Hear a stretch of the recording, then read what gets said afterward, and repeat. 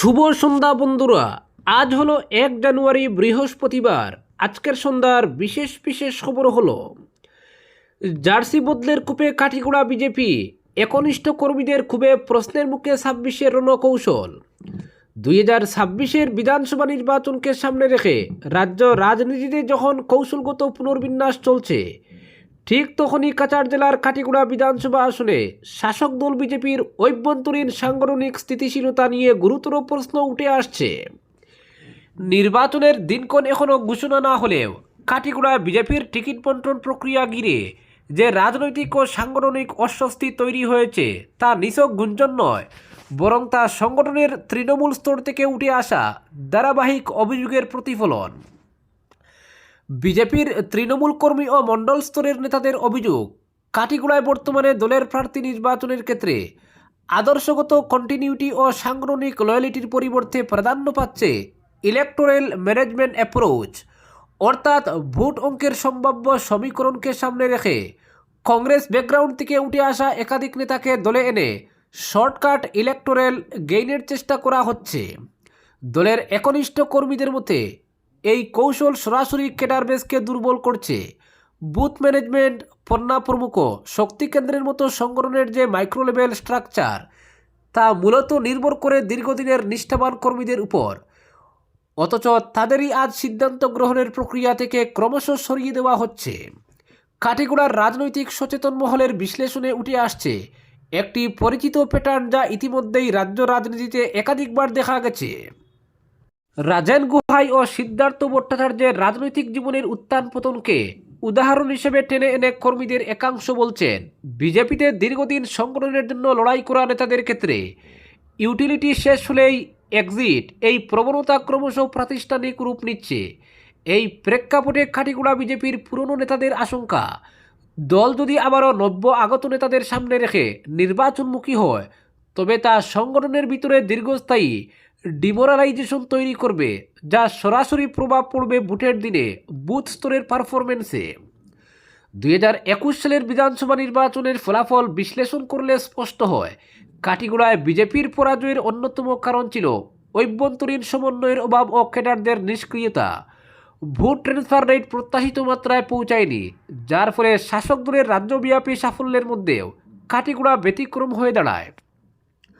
দলের কর্মীদের প্রশ্ন, যদি সেই একই মডেল অর্থাৎ কংগ্রেস থেকে আগত নেতাদের ফ্রন্ট ফেস বানিয়ে নির্বাচনে যাওয়া হয়, তবে 26-এ কেন ফল ভিন্ন হবে? বরং সংগঠনের ভিতরে তৈরি হওয়া অসন্তোষ 21-এর তুলনায় আরও গভীর আকার নিতে পারে। কাঠিগোড়া বিজেপির অন্তর্মহলে এখন যে মূল বিতর্কটি চলছে তা আদর্শ বনাম ইলেক্টিবিলিটি।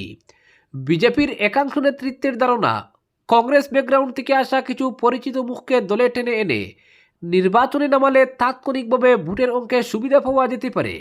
বিশেষ করে স্থানীয় প্রভাব, আর্থিক সামর্থ্য ও সামাজিক নেটওয়ার্ককে কাজে লাগিয়ে স্বল্প সময়ে নির্বাচনী লাভ সম্ভব। এই হিসাবে আমদানি রাজনীতির উপর জোর বাড়ছে বলে দলীয় বিশেষ সূত্রে খবর। অপরদিকে নেশার আখড়ায় পরিণত শিলচর মেডিকেল কলেজের সামনের এলাকা গঙ্গুর পুলিশ আউটপোস্টের নাকের ডগায় ড্রাগস সন্ত্রাস, র্যাপিডো চালককে মারধর ও প্রাণনাশের হুমকি, পুলিশের নীরবতা নিয়ে তীব্র প্রশ্ন।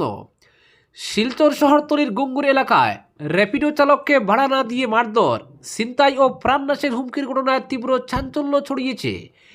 একই সঙ্গে শিলচর মেডিকেল কলেজ হাসপাতালের সামনের বাজারগুলিতে অবাধ ড্রাগস ব্যবসা ও সন্ত্রাসী কার্যকলাপ নিয়ে উঠে আসছে ভয়ঙ্কর বাস্তব চিত্র। অভিযোগের তীর পুলিশের চোখের সামনেই দীর্ঘদিন ধরে গড়ে উঠেছে মাদক চক্রের শক্ত ঘাঁটি। ঘটনার বিবরণ অনুযায়ী গত 9 ডিসেম্বর র্যাপিডোর টিম নিয়ে গঙ্গুর দাসপাড়া সংলগ্ন বাজারের গুলিতে যান র্যাপিডো চালক উত্তম দেব। তার বাড়ি শিলচর রাঙ্গিরখাড়ি এলাকার তরণী রোডে। শিলচর মেডিকেল কলেজ হাসপাতালের সামনে বাজারগুলিতে যাত্রী নামানোর পর অভিযুক্ত যাত্রী ভাড়া না দিয়েই স্থানীয় যুবক সুমন কুরির বাড়িতে ঢুকে পড়ে বলে অভিযোগ। ভাড়া চাইতে উত্তম দেব অভিযুক্তের উঠানে গেলে সেখানে বিনা প্ররোচনায় তার সঙ্গে বচসা শুরু হয়। অভিযোগ, সুমন কৈরি ও তার সঙ্গীরা উত্তম দেবকে কিলঘুষি মেরে বেধড়ক মারধর করে এবং সঙ্গে থাকা মোবাইল ফোন ছিনিয়ে নেয়। মারধরের তীব্রতায় র্যাপিডো চালক চিৎকার করলে আশপাশের মানুষ ছুটে এসে তাকে উদ্ধার করেন। ঘটনার পর এলাকায় আপস মীমাংসার আশ্বাস দেওয়া হলেও দীর্ঘদিন অতিক্রান্ত হওয়ার পরও কোনো নিষ্পত্তি হয়নি। বরং অভিযোগ অনুযায়ী গত ২৬ ডিসেম্বর মেডিকেল কলেজ এলাকা থেকে ফেরার পথে অভিযুক্ত সুমন কৈরি ও তার সঙ্গীরা উত্তম দেবকে রাস্তায় আটক করে প্রাণে মেরে ফেলার হুমকি দেয়। বর্তমানে চরম আতঙ্কে দিন কাটাচ্ছেন নিগৃহীত র্যাপিডো চালক। প্রাণ বয়ে তিনি বাড়ি থেকে বেরোতেও সাহস পাচ্ছেন না। এই ঘটনায় উত্তম দেব গুঙ্গুর পুলিশ আউটপোস্টে একটি এফআইআর দায়ের করেছেন। কিন্তু এখানেই শেষ নয়। এই ঘটনাকে কেন্দ্র করে ঘুঙ্গুর এলাকায় যুব সমাজের ভবিষ্যৎ নিয়ে আরও ভয়াবহ অভিযোগ সামনে এসেছে। অভিযোগ মতে শিলচর মেডিকেল কলেজ হাসপাতালের সামনের বাজারগুলি এখন কার্যত নেশার আখড়ায় পরিণত হয়েছে। সকাল থেকে সন্ধ্যা অবাধে চলছে হেরোইন সহ বিভিন্ন মাদকদ্রব্যের কেনাবেচা। প্রকাশ্যে প্যাকেট বানিয়ে ড্রাগস বিক্রি হলেও পুলিশ প্রশাসনের নীরবতা এলাকাবাসীর কাছে এক রহস্য হয়ে দাঁড়িয়েছে। সবচেয়ে উদ্বেগজনক বিষয়, এই ড্রাগসের রমরমা ব্যবসা চলছে গুঙ্গুর পুলিশ আউটপোস্ট থেকে মাত্র ৩০০ মিটার দূরে। প্রশ্ন উঠছে, পুলিশের নাকের ডগায় কীভাবে বছরের পর বছর ধরে এমন বেআইনি কার্যকলাপ চলতে পারে। স্থানীয়দের অভিযোগ, মেডিকেল কলেজ এলাকার বাজারগুলিতে প্রতিদিন ২ জন চিহ্নিত মাদক ব্যবসায়ীকে দেখা যায়, যারা প্রকাশ্যে হেরোইন সহ বিভিন্ন ড্রাগস বিক্রি করে। অভিযোগে নাম উঠে এসেছে সুমন কৈরির। তার নেতৃত্বেই এলাকায় গড়ে উঠেছে একটি শক্তিশালী ড্রাগস চক্র। কয়েকজন যুবক রাস্তায় পাহারায় দাঁড়িয়ে থাকে, যুবকদের ডেকে নিয়ে গিয়ে মাদক বিক্রি করা হয়। এরপর নেশাগ্রস্ত অবস্থায় বহু যুবক সর্বশান্ত হয়ে বাড়ি ফেরে। ড্রাগসের অর্থ জোগাড় করতে গিয়ে অনেক যুবক চুরি, ছিনতাই ও মারধরের মতো অপরাধে জড়িয়ে পড়েছে। সহজ সরল পথচারী ও র্যাপিডো চালকদের উপর হামলা চালিয়ে ছিনতাই করার অভিযোগও সামনে এসেছে, যার ফলে এলাকার সাধারণ মানুষ আতঙ্কের দিন কাটাচ্ছেন। সবচেয়ে ভয়াবহ অভিযোগ, দীর্ঘদিন ধরেই এই মাদক চক্র সক্রিয় থাকলেও পুলিশ কোনো কার্যকর ব্যবস্থা নিচ্ছে না। ফলে প্রশ্ন উঠছে, প্রশাসনিক উদাসীনতা নাকি অন্য কোনো অদৃশ্য মদতের জেরেই এই ড্রাগসের আস্তানা টিকে আছে। এলাকাবাসী ও সচেতন মহলের পক্ষ থেকে এই বিষয়ে কাছাড় জেলার পুলিশ সুপার পার্থপ্রতিম দাসের দৃষ্টি আকর্ষণ করা হয়েছে। অপরদিকে বাঙালি বুটি শেষ কথা, বহিরাগত প্রার্থী মানেই উদারবন্দের রাজনৈতিক বিস্ফোরণ। বরাক উপত্যকার রাজনীতিতে গত কয়েকদিনে বহু সমীকরণ বদলেছে। কোথাও প্রার্থী বদলের জল্পনা, কোথাও দল বদল, আবার কোথাও জোট অঙ্কের নতুন হিসাব। কিন্তু এইসব রাজনৈতিক উতাল পাতালের মধ্যেও উদারবন বিধানসভা কেন্দ্রে একটাই বাস্তবতা এতদিন যেমন অটল ছিল, আজও তেমনই ঘটল এখানে শেষ কথা বলে বাঙালি ভোটার। এই বাস্তবতাকেই সামনে এনে বরাক উপত্যকার বিশেষ রাজনৈতিক গ্রাউন্ড রিপোর্ট প্রকাশের পরই যেন উদারবন্দের রাজনীতিতে নেমে আসে প্রবল ঝড়। শাসক দলের অন্তর্মহল থেকে প্রকাশ্যে চলে আসে দীর্ঘদিনের জমে থাকা ক্ষোভ। শাসক দলেরই 11 জন টিকিট প্রত্যাশী একসঙ্গে দাঁড়িয়ে স্পষ্ট ও কঠোর বার্তা দেন, বহিরাগত প্রার্থী মানা হবে না। রাজনৈতিক মহলের মতে এই ঘটনা কোনো কাকতলীয় প্রতিক্রিয়া নয়, এটি কোনো একদিনের আবেগ বা তাৎক্ষণিক ক্ষোভের বহিঃপ্রকাশ নয়, বরং এটি উদারবন্দের মাটিতে দীর্ঘদিন ধরে জমে থাকা অসন্তোষের প্রকাশ্য বিস্ফোরণ। ডিলিমিটেশনের পর উদারবন বিধানসভা কেন্দ্রের রাজনৈতিক চরিত্র আমূল বদলে গেছে। পরিসংখ্যান বলছে বর্তমানে এই কেন্দ্রে প্রায় 1,35,000 বাঙালি ভোটার রয়েছেন, যারা সরাসরি নির্বাচনের ফল নির্ধারণে নির্ণায়ক ভূমিকা পালন করবেন। এই সংখ্যা শুধু একটি অঙ্ক নয়, এই সংখ্যার মধ্যেই লুকিয়ে আছে উদারবন্দের রাজনৈতিক ভবিষ্যৎ। কে বিধায়ক হবেন আর কে রাজনীতির মূল স্রোত থেকে ছিটকে পড়বেন, তার ফয়সালা করবে এই বাঙালি ভোট ব্যাংকই। গ্রাউন্ড রিপোর্টে এই বাস্তবতায় স্পষ্টভাবে তুলে ধরা হয়েছিল।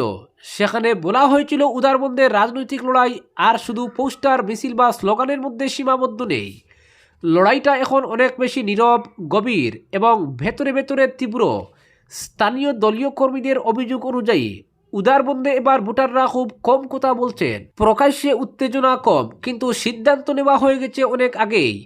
চায়ের দোকান থেকে শুরু করে বাজারের অলিগলি, পাড়া মহল্লা, সব জায়গায় একটাই আলোচনা ঘুরে ফিরে আসছে, এবার আমাদের একজন বাঙালি জনপ্রতিনিধি চাই। এই দাবি হালকাভাবে নেওয়ার সুযোগ নেই বলেই মনে করছেন রাজনৈতিক বিশ্লেষকরা। কারণ এই দাবি আজ শাসক ও বিরোধী দুই শিবিরেরই ঘুম কেড়ে নিয়েছে। দলীয় কর্মীদের বক্তব্য, অতীতে বহিরাগত বা এলাকার সঙ্গে নিবিড়ভাবে যুক্ত নন এমন প্রার্থীদের চাপিয়ে দেওয়ার চেষ্টা হয়েছে। তার ফল ভুগতে হয়েছে দলের সংগঠনকে। কর্মীদের মনোবল ভেঙেছে এবং ভোটের ফলেও তার প্রতিফলন দেখা গেছে। শাসক দলেরই একাংশের অভিযোগ, কেন্দ্রীয় নেতৃত্ব বা রাজ্য নেতৃত্বের কিছু সিদ্ধান্ত বাস্তব মাটির বাস্তবতাকে উপেক্ষা করে নেওয়া হচ্ছে। উদারবন্দের মতো সংবেদনশীল কেন্দ্রে যদি স্থানীয় আবেগ ও বাঙালি ভোটারদের মনোভাবকে উপেক্ষা করা হয়, তাহলে তার খেসারত দিতে হতে পারে নির্বাচনী ফলাফলে। 11 জন টিকিট প্রত্যাশীর একসঙ্গে প্রকাশ্যে অবস্থান নেওয়াকে তাই অনেকেই দেখছেন এক প্রকার অঘোষিত বিদ্রোহ হিসাবে।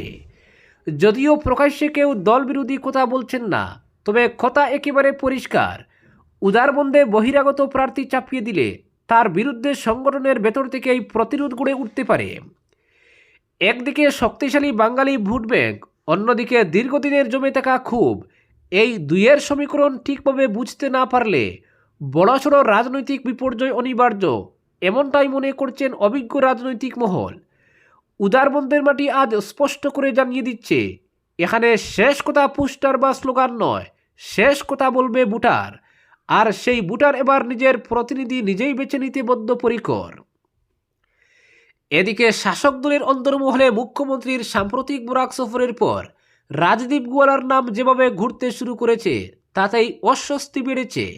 সংগঠনের হিসাব কষে নামটা মানানসই মনে হলেও উদারবন্দের মাটিতে দাঁড়িয়ে এই নাম মানেই বড় অংশের বাঙালি ভোটারের কাছে নেতিবাচক বার্তা। এই আশঙ্কা এখন দলীয় স্তরেই প্রকাশ্যে আলোচনা হচ্ছে। অন্যদিকে বিরোধীরাও জানে, অবাঙালি মুখ তুলে লড়াই মানেই নিজের পায়ে কুড়ুল মারা, অর্থাৎ উদারবন্দে এবারের লড়াই আর দল বনাম দল নয়, এটা পরিচয়ের রাজনীতি, প্রতিনিধিত্বের লড়াই। এই প্রেক্ষাপটেই বুধবার ঘটে গেল রাজনৈতিকভাবে অত্যন্ত তাৎপর্যপূর্ণ ঘটনা।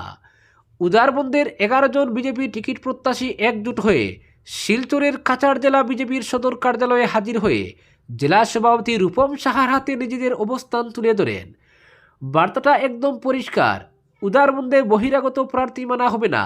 এই তালিকায় রয়েছেন হেমাঙ্গ শেখর দাস, বাসুদেব শর্মা, সুরেন্দ্র কুমার সিং, নবারুণ চক্রবর্তী, প্রসেনজিৎ ভট্টাচার্য, শ্যামাপদ রায়, জয়জ্যোতি দে, কাঞ্চন সিং, মিঠুন নাথ, বিশ্বজিৎ দাস ও অরিজিৎ তাঁতি। নামের সংখ্যা যতটা গুরুত্বপূর্ণ, তার থেকেও বেশি গুরুত্বপূর্ণ এই ঐক্যবদ্ধ অবস্থান। তাদের দাবি একটাই, উদারবন্দের স্থায়ী বাসিন্দা, এলাকার মাটিতে থাকা মানুষের সুখ দুঃখ বুঝে এমন কাউকেই প্রার্থী করা হোক। বাইরে থেকে কাউকে চাপিয়ে দেওয়া হলে তার খেসারত দলকেই দিতে হবে। এতেই স্পষ্ট হয়ে যাচ্ছে, মুখ্যমন্ত্রীর বরাক সফরের পর যে গুঞ্জন উঠেছিল রাজদীপ গোয়ালা উদারবন্দে বিজেপির প্রায় চূড়ান্ত প্রার্থী, তা শাসক দলেরই বড় অংশ মানতে নারাজ। আর সেই আপত্তি আর গোপনে নেই, এখন তা প্রকাশ্যে।